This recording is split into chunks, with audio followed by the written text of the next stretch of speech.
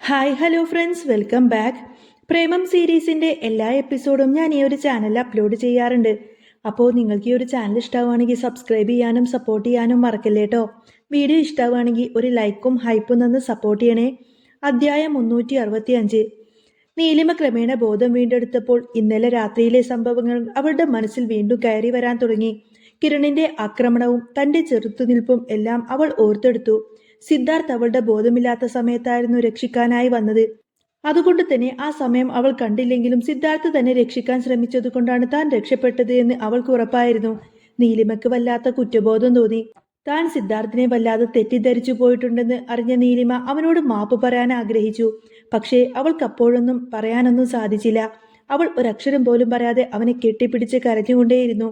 അവളുടെ ഉള്ളിൽ ഒരുപാടധികം വിഷമങ്ങളുണ്ട് എന്ന കാര്യം സിദ്ധാർത്ഥ് മനസ്സിലായി. അവളുടെ ഉള്ളിൽ ഒരുപാട് വിഷമങ്ങൾ ഉണ്ടായിട്ടുണ്ട് എന്ന് അറിയാവുന്നത് കൊണ്ട് തന്നെ സിദ്ധാർത്ഥ് അവളോട് ഒന്നും തന്നെ ചോദിച്ചില്ല. അവൻ അവളെ ചേർത്ത് പിടിക്കുക മാത്രമാണ് ചെയ്തത്. അവളുടെ കരച്ചിൽ കണ്ട് അവനെ ആശ്വസിപ്പിക്കണമെന്നുണ്ടായിരുന്നു. പക്ഷേ അവനും ഒന്നും പറയാൻ സാധിച്ചില്ല. അവനൊന്നും പറയാതെ അവൾ കൂടുതൽ അരികിലേക്ക് ചേർത്ത് പിടിച്ചു. നീലിമ വിതുമ്പിക്കൊണ്ടിരുന്നു. അവൾക്ക് കരച്ചിൽ നിർത്താനായില്ല. ഒന്നാമത്തെ കാര്യം, അവൾക്ക് കിരണിന്റെ ആക്രമണത്തിൽ നിന്നും താൻ രക്ഷപ്പെട്ട കാര്യം ഇപ്പോഴും വിശ്വസിക്കാൻ പറ്റുന്നുണ്ടായിരുന്നില്ല. കുഞ്ഞിന് പരിക്കൊന്നും പറ്റാതിരിക്കാൻ വേണ്ടി അവൾ ഒരുപാടധികം ശ്രമിച്ചിരുന്നു.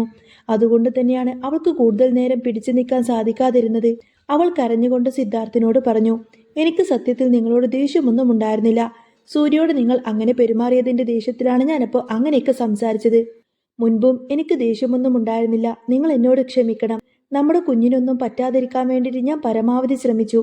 അതുകൊണ്ടാണ് എനിക്ക് ബോധം നഷ്ടപ്പെട്ടത്. പക്ഷേ എൻ്റെ മാനം നഷ്ടപ്പെട്ടിട്ടില്ല എന്ന് എനിക്ക് ഉറപ്പാണ്. അല്ലായിരുന്നുവെങ്കിൽ ഞാൻ ഇപ്പോൾ ജീവനോടെ ഇരിക്കുമായിരുന്നില്ല സിദ്ധാർത്ഥ്, അവൾ വിഷമത്തോടെ പറഞ്ഞു. അവൾ ഒരു നിമിഷം നിർത്തി. സിദ്ധാർത്ഥ് അപ്പോഴും നിശബ്ദനായി തന്നെ നോക്കുന്നത് കണ്ടപ്പോൾ അവൾ വിഷമത്തോടെ പുഞ്ചിരിക്കാനേ കഴിഞ്ഞുള്ളൂ. എന്നെ രക്ഷിച്ചതിന് നന്ദിയുണ്ട് സിദ്ധാർത്ഥ്, അവൾ പറഞ്ഞു. അവളുടെ അന്നത്തെ ശരീരത്തിന്റെ അവസ്ഥ കാരണം അവളുടെ ശബ്ദം അസാധാരണമായി ദുർബലമായിരുന്നു. അവൾ കൂടുതൽ സുഖമായിരിക്കാൻ വേണ്ടി തലേണയിൽ ചാരി നിന്നു. സിദ്ധാർത്ഥ് അപ്പോഴും അവനെ നിശബ്ദനായി നിൽക്കുന്നത് കണ്ടപ്പോൾ അവൾക്ക് ചില സംശയങ്ങൾ അടക്കാനായില്ല. ശരിക്കും എന്താണ് സംഭവിച്ചതെന്ന് അവൾ സിദ്ധാർത്ഥിനോട് ചോദിക്കാനൊരുങ്ങി. പക്ഷേ അവൾ സംസാരിക്കുന്നതിന് മുൻപേ തന്നെ സിദ്ധാർത്ഥ് കുനിഞ്ഞ് അവളെ ദേഹത്തേക്ക് ചേർത്ത് മെല്ലെ അങ്ങ് കെട്ടിപ്പിടിച്ചു. ഞാൻ നിന്നെ സംരക്ഷിക്കേണ്ടതായിരുന്നു. നിന്നെ സംരക്ഷിക്കേണ്ടത് എൻ്റെ ബാധ്യതയാണല്ലോ.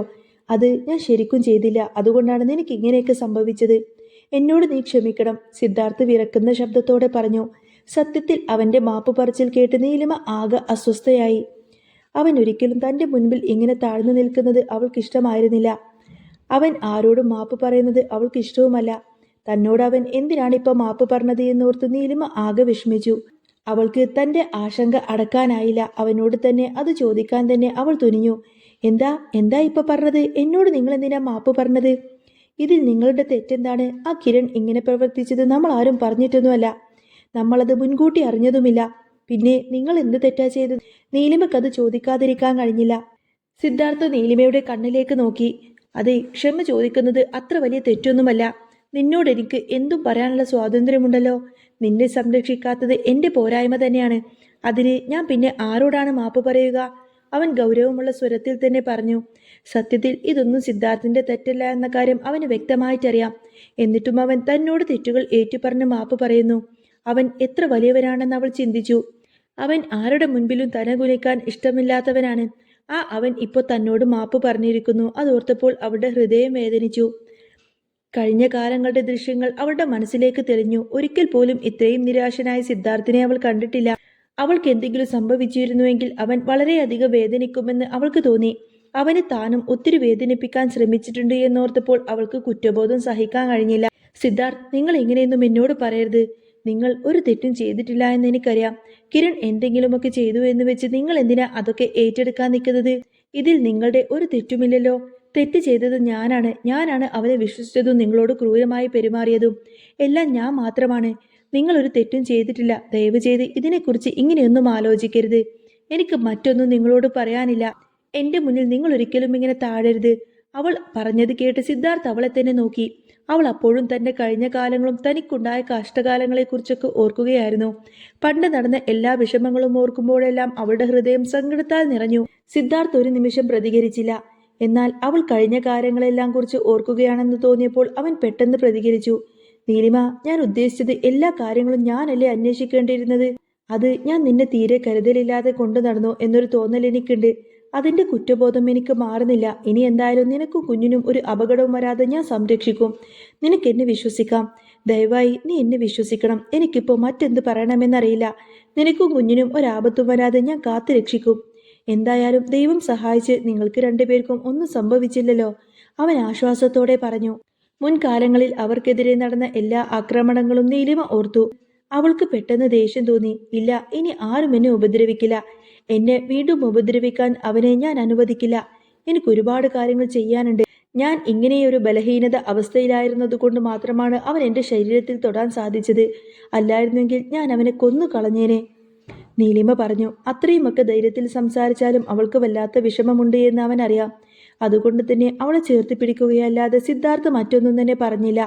അവളുടെ വിഷമത്തോടെയുള്ള സംസാരം കേൾക്കാനുള്ള ശക്തിയൊന്നും തന്റെ മനസ്സിനില്ല എന്ന് സിദ്ധാർത്ഥിന് തോന്നി.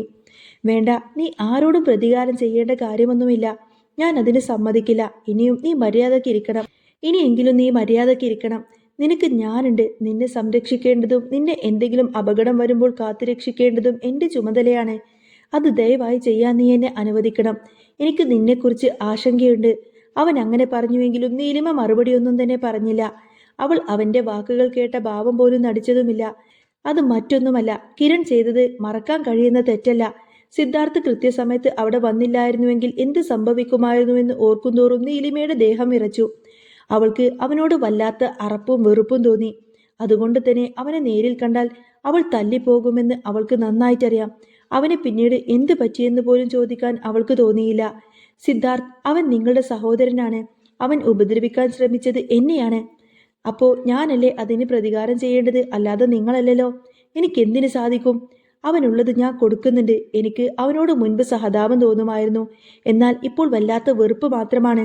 അവനോട് നിങ്ങൾക്ക് പ്രതികാരം ചെയ്യാൻ സാധിക്കുമോ? അവൾ ചോദിച്ചത് കേട്ട് സിദ്ധാർത്ഥ് അവളെ നോക്കി. എന്നിട്ട് പറഞ്ഞു, നിനക്ക് എങ്ങനെ തോന്നി എന്നോട് ഇങ്ങനെ ചോദിക്കാൻ? അവൻ എൻ്റെ സഹോദരനാണെങ്കിലും നീ എൻ്റെ ഭാര്യയാണ്. അവനേക്കാൾ ഉയർന്ന സ്ഥാനത്താണ് നീ എനിക്ക്. നിന്നെ ഉപദ്രവിക്കാൻ ശ്രമിച്ചത് ആരായാലും അവനെ ഞാൻ വെറുതെ വിടുമെന്ന് നീ കരുതുന്നുണ്ടോ നീലിമ? അവനെ ഞാനിപ്പോൾ പോലീസിൽ ഏൽപ്പിച്ചിട്ടുണ്ട്. അവൻ തിരിച്ചു വന്നു കഴിഞ്ഞാൽ അവനെ ഉടനെ തന്നെ നേരിടാൻ ആളുകളെയും റെഡിയാക്കി നിർത്തിയിട്ടുണ്ട്. എന്തായാലും അവൻ കുറച്ചു കാലത്തേക്ക് നിന്നെ ശല്യമൊന്നും ചെയ്യില്ല. അതിനുള്ള പണി ഞാൻ അവന് കൊടുക്കുന്നുണ്ട്. അവൻ അത്രയും പറഞ്ഞുകൊണ്ട് തന്നെ നീലിമയെ നോക്കി. അവൾ നിഷ്കളങ്കമായ മുഖത്തോടു കൂടെ തന്നെ അവനെ നോക്കുന്നുണ്ടായിരുന്നു. അത് കണ്ടപ്പോൾ അവന് പെട്ടെന്ന് അവളോട് സ്നേഹം കൂടി. നീലിമയെ അവൻ തന്റെ ദേഹത്തേക്ക് വലിച്ചു പിടിച്ചുകൊണ്ടങ്ങ് കെട്ടിപ്പിടിച്ചു. അവൻ എൻ്റെ കുടുംബത്തിലുള്ളവൻ തന്നെ ആയിരിക്കും. എന്നിരുന്നാലും ആരായിരുന്നാലും തെറ്റ് ചെയ്തത് തെറ്റ് തന്നെയാണ്. അവൻ ചെയ്തത് പൊറുക്കാൻ പറ്റുന്ന ഒരു കാര്യവുമൊന്നുമല്ല. സഹോദരന്റെ ഭാര്യയാണ് നീയെന്ന് അവൻ ഓർത്തില്ലല്ലോ. പിന്നെ ഞാൻ എങ്ങനെ അവന്റെ കസിൻ സഹോദരനാണെന്ന് ഓർക്കണം? ഇതൊന്നും നീ ഓർത്ത് വിഷമിക്കേണ്ട. എന്ത് സംഭവിച്ചാലും നിനക്ക് ഞാനുണ്ടാവും. അതുപോലെ തന്നെ എനിക്ക് നീയും ഉണ്ടാവണം. സിദ്ധാർത്ഥ് പറഞ്ഞത് കേട്ട് നീലിമ അവനെ നോക്കി പുഞ്ചിരിക്കാൻ ശ്രമിച്ചു. തനിക്ക് വേണ്ടി അവൻ എല്ലാവരെയും വെറുപ്പിക്കാൻ ശ്രമിക്കുന്നുണ്ട് എന്ന് അവൾക്ക് തോന്നി. പക്ഷേ അതിനെക്കുറിച്ചൊന്നും അവൾ അപ്പോൾ അവനോട് സംസാരിച്ചില്ല. പിന്നെ എനിക്ക് നിന്നോട് ചിലത് പറയാനുണ്ട്. അതിൽ ഒന്നാമത്തെ കാര്യം നമ്മുടെ കുഞ്ഞിന്റെ നന്നായി നോക്കണം. രണ്ടാമത്തെ കാര്യം നീ നിന്റെ കുട്ടിയുടെ കാര്യം നോക്കുന്നത് പോലെ തന്നെ നിന്റെ ആരോഗ്യവും നോക്കണം. ഇത് രണ്ടും നിനക്ക് സ്വന്തമായി ചെയ്യാൻ സാധിക്കില്ല. അതുകൊണ്ട് നീ ഹോസ്പിറ്റൽ വിടുന്നത് വരെ തന്നെ ഞാൻ ഇവിടെ നിൽക്കാം. തമ്പുരാട്ടിക്ക് സമ്മതക്കുറവൊന്നുമില്ലല്ലോ അല്ലേ? സിദ്ധാർത്ഥ് പുഞ്ചിരിച്ചുകൊണ്ട് ചോദിക്കുന്നത് കേട്ട് നീലിമ തലയാട്ടി. എനിക്കൊരു ബുദ്ധിമുട്ടുമില്ല. ഇനി നിങ്ങൾ എൻ്റെ കൂടെ നിന്നില്ലെങ്കിലാണ് എനിക്ക് സങ്കടം വരിക. ഇപ്പോൾ തന്നെ എനിക്ക് ഒറ്റയ്ക്ക് മുറിയിൽ കിടക്കാൻ തന്നെ പേടിയാണ്. ദയവായി എൻ്റെ കൂടെ തന്നെ ഉണ്ടാവണം. എനിക്ക് മറ്റാരുമില്ലെന്ന് നിങ്ങൾക്കറിയാമല്ലോ. അവൾ പറഞ്ഞത് കേട്ട് അവൻ അവളെ ചേർത്ത് പിടിച്ചു. എടി പോത്തെ, ഞാൻ നിന്നെ വിട്ടു പോകുന്നതൊന്നുമല്ല. നീ ഇവിടെ വലിയ ജാട കാണിച്ചിരിക്കുമ്പോൾ നിന്നെ ഒന്ന് പേടിപ്പിക്കാൻ വേണ്ടിയിട്ട് ഞാൻ ഓഫീസിലൊക്കെ ഒന്ന് പോയി ജോലിയൊക്കെ തീർക്കുകയായിരുന്നു. എനിക്ക് നിന്നെ അങ്ങനെ വിട്ടുകളയാൻ സാധിക്കില്ലല്ലോ.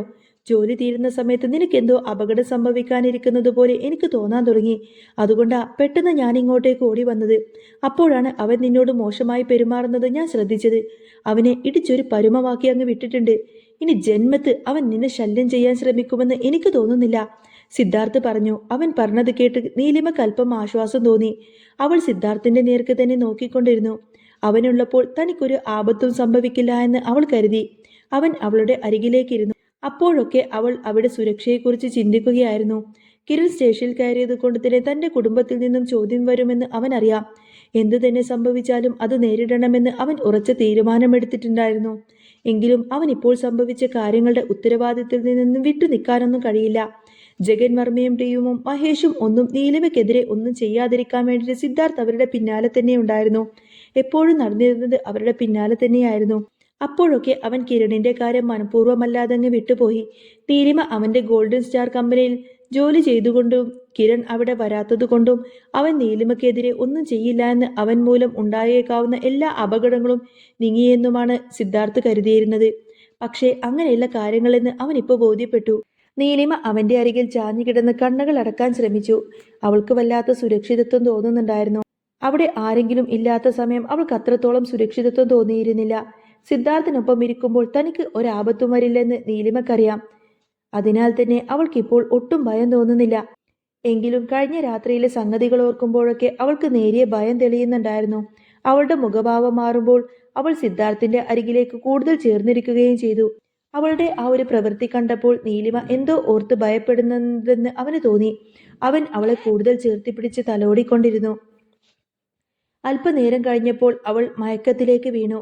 നീലിമ മയങ്ങിയ ശേഷം സിദ്ധാർത്ഥ് അവളെ നോക്കി പറഞ്ഞു, നീ പേടിക്കണ്ട, ഇനി നിനക്ക് ഒരാപത്തും വരാതെ ഞാൻ നിന്നെ കാത്തു രക്ഷിച്ചോളാം.